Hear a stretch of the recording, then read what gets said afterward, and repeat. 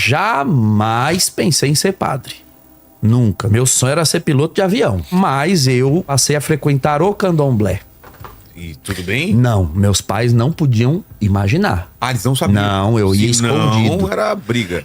Como eu era muito CDF, sempre fui a vida toda estudioso, eu dizia pra minha mãe que tava indo fazer trabalho. Não tava mentindo. Não tava mentindo, né? Só não era o trabalho que ela imaginava. Então, assim, família nordestina, católica, é extremamente tradicional do ponto de vista da fé. Mas meu pai veio para São Paulo em 67, em férias pra lá conheceu minha mãe. Então eu e meus irmãos nascemos aqui. Eu sou caçula de 3. Minha irmã mais velha, a Cláudia, meu irmão do meio, Diego. Então crescemos educados na fé católica. Eu jamais pensei em ser padre. Nunca tive essa expectativa. Meu sonho era ser piloto de avião. Quando pequeno. Meu sonho era ser piloto de avião pra voar pra todo lado, viajar. Meu sonho era conhecer o mundo. Mas chega a adolescência, né? Assim como foi com o padre Josiledo, eu também abandonei a igreja, larguei a fé. Eu trabalhava já fora, eu era restaurador de obras de arte, trabalhava num ateliê ali em Osasco, que é a minha cidade natal. E ao me afastar da igreja, embora assim, eu nunca tenha me afastado por completo, porque no Brasil tem muito essa coisa da pessoa se dizer católica. Entre se dizer católico e ser de fato... É o famoso católico não praticante. Mas assim, eu até praticava para agradar os meus pais. Porque em casa, práticas de fé católica não se negociavam. Enquanto tá dentro de casa, a gente pagando as contas, morando aqui, vai na nossa igreja. Então, eu e meus irmãos íamos à missa, frequentávamos eventos de igreja, mas eu passei a frequentar o candomblé. Então, E tudo bem? Não, meus pais não podiam imaginar. Ah, eles não sabiam? Não, eu ia escondido. Não, era briga. Como eu era muito CDF, sempre fui a vida toda estudioso, eu dizia pra minha mãe que tava indo fazer trabalho. Não tava mentindo. Não tava mentindo, né? Só não era o trabalho que ela imaginava. Não era o trabalho de escola. Mas comecei na Umbanda um pouco, fiquei um tempo na Umbanda, mas quase um ano na Umbanda, depois fui pro candomblé e ali eu fiquei mesmo 2 anos e pouco, frequentando quase que diariamente a casa do candomblé. E gostava muito da religião, fiz muitos amigos lá, não é? E também tive namoradas ali, quando ia de férias pro Ceará visitar a família, e sempre tinha alguma ficadinha por lá, né? Porque carne nova vindo de São Paulo ainda. Um atrativo. Então, era um atrativo. E a minha conversão foi bastante radical, assim. Eu fui a um encontro da Renovação Carismática, ali em Osasco, era um encontro de carnaval. Um retiro. Um retiro. Era um retiro de 3 dias, um encontro aberto num ginásio. Então não era um retiro assim, fechado, numa casa. Era num ginásio. Eu fiz alguns retiros no carnaval em Cubatão também, da Renovação Carismática. Sim, que era muito forte, em Cubatão. Por que era forte lá? Era muita gente. Padre Primitivo Baltazar. Exatamente. Porque assim, Vilela, o movimento carismático, ele chega no Brasil... no comecinho dos anos 70, trazido por um padre norte-americano, o padre Eduardo Daugherty, e o padre Harold Hahn, que já é falecido, 2 jesuítas. Os 2 ajudaram na expansão. Só que na época, anos 70, existia uma mentalidade na nossa igreja que a gente chama de teologia da libertação, era bem mais forte naquele período. Era um período em que o clero, sobretudo, era mais envolvido em questões sociais, políticas, etc. Então eles viam com certa estranheza coisas muito espirituais, né? Tudo que fosse muito espiritual, muito místico, eles viam com estranheza. Ainda mais naquele período de regime militar. 2 padres norte-americanos trazendo um movimento de espiritualidade. Então havia todo tipo de acusação, que eles eram financiados pela Fundação Rockefeller para se infiltrar nas comunidades de base, enfim. Um dia conversando com o padre Eduardo, ainda é vivo, mora aqui em Valinhos, no interior de São Paulo. Ele conta melhor a história. Mas o fato é que, para explicar o do padre primitivo, com o passar do tempo, alguns padres foram fazendo a experiência carismática, aderindo e auxiliando na expansão dela. Só que eram pouquíssimos em nível de Brasil. Então, onde havia todo o povo que tinha afinidade com a espiritualidade ia pra lá, se acercava. Então, o padre primitivo Baltazar era peruano, ele fez a experiência no Peru. Ele era religioso, ele era de uma congregação, não lembro agora o nome, mas veio morar em Cubatão e fazia ali muitas missas, oração de libertação, cura. Ele era praticamente o único, num raio de quilômetros, com espiritualidade carismática. Então, realmente havia grandes concentrações carismáticas ali. Então, ele ficou muito conhecido. Era muito conhecido. Numa escola, era num ginásio também lotado. É muito bonita a história. A renovação carismática em Fortaleza lotava o estádio. Era, Queremos Deus em Fortaleza. Sim. Nos anos 80, era um fenômeno. A gente só viu aquilo lá na visita do Papa João Paulo II. Com a renovação carismática... Eu lembro de um Queremos Deus lá, eu não sei se foi esse que o padre Jonas Abib foi, que Deus o tenha, que foi tanta gente para esse Queremos Deus que não coube no estádio, que foi preciso a polícia organizar pelo lado de fora do estádio, porque a mesma quantidade que estava dentro do estádio, e olha que estava tendo acesso até ao gramado, já era mais de 100 mil pessoas. E do lado de fora tinha mais 100 mil pessoas querendo entrar. Aqui acontecia o mesmo nos anos 90, também com o padre Jonas, nos cenáculos no Morumbi. Começou no Pacaembu, não cabia mais, foi pro Morumbi. Então, assim, foi um grande fenômeno. Anos 80 e 90, sobretudo. Os anos 90 foi, assim, o ápice do movimento carismático. E, no meu caso, eu fui a esse encontro de carnaval. Comecei a me aproximar da renovação carismática por curiosidade. Como eu tinha uma mentalidade bem misticista por conta do candomblé, verdade. Eu fui parar no candomblé por curiosidade. Eu queria muito ver, assim, esse coisas extraordinárias. Espiritual. Isso, espiritual. Sobrenatural. Mas a gente que cresce na igreja católica, indo à missa, frequentando os sacramentos, não vê nada de extraordinário ali. Então, na minha cabeça, se eu quisesse ver alguma coisa, um espírito, um vulto, um satanás, um demônio, eu tinha que ir procurar fora.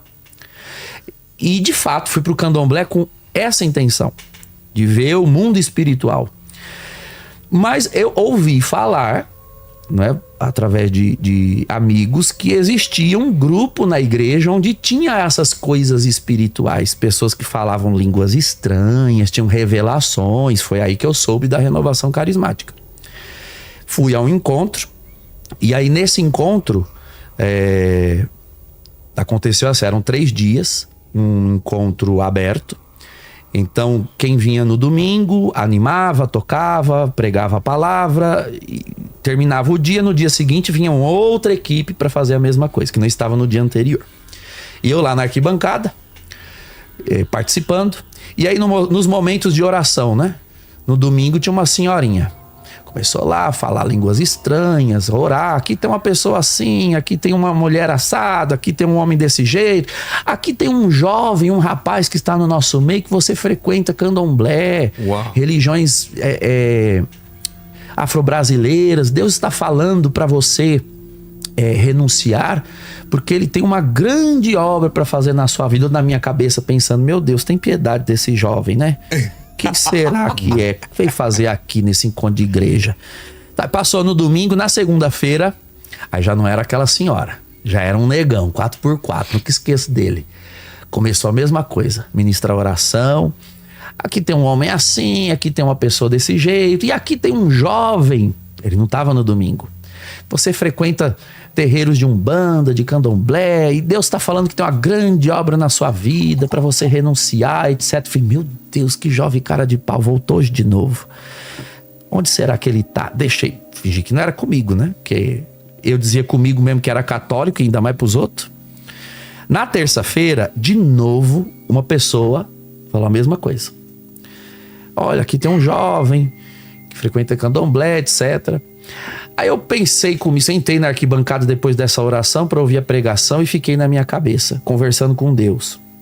Falei, escuta, vamos parar de fofocar da minha vida pros outros, tá ficando feio. Eu não vou sair do candomblé, porque eu realmente gostava. tinha amigos, a casa do candomblé ali era uma verdadeira família. E eu gostava da religião. Falei assim, eu não vou renunciar, eu não tô fazendo mal pra ninguém. Nunca matei, nunca roubei. Agora, vamos fazer o seguinte, se você faz tanta questão que eu saia, então vem e me tira. Você não é Deus? Vem e me tira. Fiquei falando isso na minha mente, né? Aí passou aquela palestra que teve de manhã e no final da palestra uma moça pegou o microfone assim e falou, olha, vocês que estão aí sentados na arquibancada, era um ginásio grande, vamos descer aqui para a quadra que nós vamos fazer uma oração de efusão do Espírito Santo. Eu não sabia o que era isso, porque eu tinha ouvido falar, mas quando ela disse a palavra espírito, eu desci na hora. Ah, é comigo. Falei, esse negócio de espírito. Fui pra quadra e aí eles começaram a cantar e orar e cantar. Dali a pouco começou a me dar uma tremedeira nas pernas, uma batedeira no coração. Disse, meu Deus do céu, não descia o santo no terreiro, vai descer aqui no negócio de igreja, porque lá eu não era rodante que fala lá, né? Eu não incorporava. Eu era Ogã, Ogã Alabê que fala. Eu tocava atabaques no candomblé. Aí começou a me dar tremedeira nas pernas e eu pensando um monte de coisa, mas eu tô no encontro de igreja, eu sou católico desde pequeno, e igreja não dá tremedeira nas pernas. Tem alguma coisa estranha nesse lugar. Eu sei que quando eu dei por mim, paf, eu despenquei no chão, caí no chão. Fiquei no chão pensando, meu Deus do céu, desmaiei, com certeza, eu devo estar desmaiado. Eu nunca tinha desmaiado na vida, eu não sabia que quem tá desmaiado não pensa que tá desmaiado. Com certeza. E eu fiquei lá no chão, falei, mas alguém vai vir me acudir, porque as pessoas não caem no chão no encontro de igreja, ó. Tô até hoje esperando alguém ir lá me socorrer. E enquanto eu estava no chão, de olhos fechados, apareceu um homem. Não me pergunte como, eu tava de olhos fechados no chão. Apareceu um homem, todo de branco, uma barba aqui, olhou no fundo dos meus olhos assim. Aí disse, você falou pra eu vir tirar você? Eu vim. Nossa. A partir de agora, você é meu. Aí ele sumiu. Falei, mas quem quer? E eu fiquei lá chamando, né? Volta aqui, vamos negociar, quem quer você? Fiquei ali no chão, tentando entender o que estava acontecendo. Eu vi que ele não ia voltar. Aí eu pensei comigo, bom, eu vou levantar daqui antes que alguém me veja no chão. Isso era mais ou menos umas 10 da manhã, da terça de carnaval, 14 de fevereiro de 2001. Eu vou levantar do chão aqui antes que alguém me veja. Quando eu levantei a cabeça, a quadra que estava lotada na hora da oração de efusão estava vazia. Tinha uma pessoa sentada do meu lado, com o terço na mão. A hora que eu levantei a cabeça, ele disse, aleluia. Eu achei que você tinha morrido. Eu falei, mas o que foi que aconteceu? Cadê o povo? E cadê o homem de branco? Apareceu um homem de branco. Que macumba é essa que vocês fizeram? Que apareceu um homem de branco, olhou. Como é que você vê uma pessoa de olho fechado? Aí eu falei, calma, uma pergunta de cada vez. O que você quer saber primeiro? Eu disse, cadê o povo? A quadra estava lotada na hora da oração. O povo tá lá fora, estão almoçando. Mas almoçando 10 da noite? Ou 10 da manhã? Ele, não, 10 da manhã foi a oração. Aí ele me mostrou no relógio, era 1 da tarde. Eu fiquei 3 horas estatelado no chão. Eu falei, mas eu fiquei só 10 minutos. Não, 10 minutos não. Faz 3 horas que você tá aí, nós estamos aqui se revezando, velando seu corpo aí, esperando você levantar. E eu perguntei, mas e o homem de branco? Eu vi um homem de branco, ele falou isso. Eu falei, você viu o homem de branco? Porque eu usei essa expressão e eu nem conhecia ela direito ainda, porque a escritura fala do homem de branco, né? Ah, é? Cujos olhos... cujo olhar é de fogo no Apocalipse, que é Jesus Cristo. Aí ele falou, você quer ver de novo? Quero, pelo amor de Deus, me diz onde tá que eu vou lá. Eu falei, serve a Jesus Cristo e ele vai estar te esperando. Esse homem de branco, que é ele, vai estar te esperando do outro lado dessa vida. E assim, dali pra frente eu me tornei um cristão convicto, né? Aí sim eu posso dizer que eu me tornei católico de fato. Como eu já tinha muito conhecimento assim de escritura, de catecismo, embora não vivesse com coerência o que eu conhecia, o que faltava para mim era uma experiência que desse sentido àquilo que eu tinha enquanto conhecimento. No dia em que eu tive essa experiência, foi como ligar na tomada. Uma fé que já existia dentro de mim. Entendi. E eu me tornei um católico. Mas assim, a vocação pro sacerdócio só veio 2 anos depois. Depois dessa experiência, minha única preocupação era em ser um bom católico, um bom cristão. Eu queria servir a Deus. Era esse o meu desejo. E pro sacerdócio, a coisa... Aí não tem nada de extraordinário como essa experiência. A vocação sacerdócio, ela foi surgindo como uma série de eventos e circunstâncias gradativas em que eu fui percebendo que Deus me chamava. E fui me permitindo experimentar. Resolvi entrar pro seminário. Ainda fui pro seminário com mentalidade de discernimento. Eu não tinha essa convicção. Eu vou pro seminário para experimentar. Se for isso mesmo, eu fico. Porque, não sei lá em Fortaleza, mas na minha época, hoje são 9 anos, mas na minha época eram 8. São 9. 9, né? Hoje são 9. Na nossa também. Na minha eram 8. Falei, eu tenho 8 anos de formação pela frente. Se eu ver que não é isso, eu saio sem nenhum problema. Mas os anos foram passando um após o outro. Saí vestido de padre pela porta da frente. Engraçado, eu fui ter a minha primeira crise como católico depois de padre. É mesmo? Não, minto. Depois de padre, não. Já perto de ser padre, né? Por Tinha quê? um primo que era como irmão, né? A gente cresceu juntos. E aconteceu de... Eu no seminário, ele estava morando com uma tia dele em Fortaleza. Nós somos, nossa família toda da cidade de Aquiraz, região metropolitana, região também litorânea, né? Do Ceará. Aí ele foi morar com a tia dele em Fortaleza, porque estava trabalhando, começou a trabalhar e tal. E aí, foi um baque muito grande, porque menino novo, tinha 22 anos para 23 anos, ele estava, nesse dia chovendo, era uma segunda-feira, ele estava debaixo do viaduto, nós esperando passar a chuva, ele estava de moto. Do nada veio um cara voltando, né, das noitadas, embriagado, tudo, numa Hilux, e atropela todos que estão ali debaixo do viaduto, inclusive ele. Meu Deus. E ele morre na hora. Nossa. Recebeu toda a pancada na cabeça e morreu na hora, né? Aí eu não sabia tudo, e lá no seminário a gente não podia estar com celulares, tudo, né? Só tinha lá um telefone comum. Quando me ligam, né? Ligam lá pro seminário, dizem que queria falar comigo. Era um outro primo que foi dar notícia, né, da morte desse meu outro primo. Ali eu perguntei para Deus, por quê? Né? Eu tô aqui no seminário me preparando para ser padre e recebo uma notícia dessa, por quê? Aí eu falava isso alto, no meu quarto. Aí o vice-reitor foi lá, eram os padres eudistas, né? Ele era colombiano, padre... era o nome dele, falecido também, não me recordo agora. E ele assim, fale, coloque tudo pra fora, fale, reclame com Deus, reclame. Aí depois eu me acalmei, aí ele disse assim, tá calma agora? Eu disse assim, estou.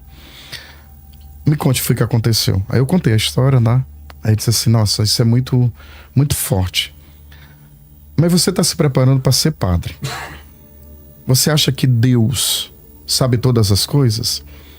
Aí eu disse assim pra ele, eu não sei mais. Não sei. E se ele sabe de todas as coisas, ele deveria pelo menos preparar a gente para aquilo que a gente não sabe. Ele está certo. Então guarde isso no seu coração. Porque mais na frente, talvez Deus mesmo te responda aquilo que você hoje não entende. E eu guardei isso no meu coração. Guardei, ficou muito tempo, né? Fui pra missa de corpo presente, fui pra missa de 7º dia, mas com o coração fechado para Deus. Não fechado, mas questionando Deus. Depois de um tempo, isso já no seminário, já perto de me preparar, aí foi quando houve uma situação muito interessante. A gente estava na capela, nas orações, e o padre reitor, né, fazendo as orações, ele disse uma coisa assim muito interessante. Olha, quando você tiver algo para questionar, para perguntar, para saber, e você não encontrar ninguém que lhe responde, vem aqui diante de Jesus Eucarístico e fala para ele. Aí aquilo entrou na minha mente, né? Guardei. Aí quando foi nas minhas orações, eu sempre acordava mais cedo para chegar na capela para fazer as minhas orações pessoais. Aí quando eu cheguei lá, eu coloquei isso. Me lembrei do que o padre reitor falou e coloquei isso. Naquele momento, a única coisa que me via... Eu abri os olhos, só via a cruz. Eu fechava os olhos, via a cruz. Eu abri os olhos, via a cruz. Eu disse assim, o que é que Deus está querendo me mostrar? Aí, de repente, eu senti aquela paz no coração, onde Deus disse assim, às vezes, o amor, ele não é compreensivo, mas ele é necessário. Olhe para a cruz do meu filho. Aí eu fui entender. O sacrifício de Cristo responde tudo aquilo que a gente no momento não entende, inclusive a morte violenta, trágica e inesperada daquele meu primo. Aí eu aceitei. Eu aceitei a morte do meu primo, olhando para a cruz, aí pronto. Aí nunca mais tive nenhum problema de não compreender ou de não aceitar. Quase sempre a gente não compreende, né? Mas de não aceitar aquilo que eu não compreendia. Aí pronto. Mas foi forte isso pra mim, porque a gente tá numa preparação, a gente tá ali. É como se a gente diz assim, puxa, mas eu tô aqui te servindo, eu deixei a minha vida toda lá pra estar aqui, e o Senhor me dá um baque desse, né? Eu falo como um rapaz, assim, que é isso, Deus? Você não é mais meu parceiro? Né? A gente, às vezes, precisa falar com Deus como, de fato, a gente tem que falar com Deus, né? Como filhos. Né, pai? Ter pai, dúvidas, eu tô né? com isso. Perguntar. Pai, por que o senhor não. Por que o senhor deixou acontecer isso? Eu falo assim. Eu acho que não tem problema nenhum. Nenhum. E nem é falta de respeito. Não. Eu não lembro qual é a passagem no Antigo Testamento, não sei se está no livro de Jó, que diz assim: Deus não leva em consideração aquilo que a gente diz na dor ou no sofrimento. Por quê? Porque ele é pai. Exato. E é pai na totalidade mesmo do ser, não é? Até porque não tem... Eu costumo dizer o seguinte... diga logo o que você quer dizer pra ele da forma como você quer. Porque embora você queira dizer e opte em não dizer, ele, por ser Deus, já sabe o que você quis dizer. Então diga logo. Eu não falei no meu testemunho agora? Eu desafiei. Abertamente. Eu não quero sair, mas o senhor faz questão, vem e me tira. Não parece ser muito respeitoso, né? Mas ele nos conhece, foi ele que nos fez, ele sabe como nós queremos falar e o que queremos falar, ainda que não falemos, então é melhor dizer logo.